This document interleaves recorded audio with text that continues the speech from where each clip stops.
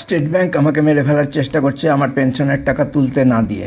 যদি সেরকম ঘটনা ঘটে তাহলে এই ক্রিমিনালগুলো যেন ছাড়া না পায়।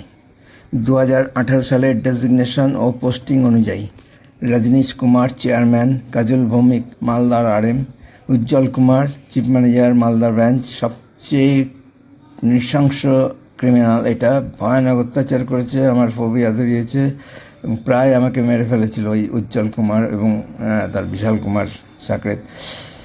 বিশাল কুমার কাস্কিড manager Malda branch, Partha Chakraborty loan manager Malda branch, Safdar Hossain manager না চিফ ম্যানেজার আমি ঠিক জানি না, ম্যানেজার আরবিও এবং মালদা ব্রাঞ্চের 2 জন ক্লারিক্যাল স্টাফ।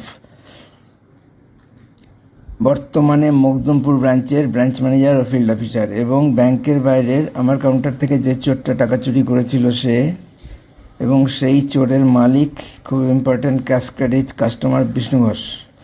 এরা আমার জানা যারা সরাসরি জড়িত। এই ভিডিওটার শেষ দিকে একটা সিসিটিভি ফুটেজ দিলাম, চুরির ফুটেজ।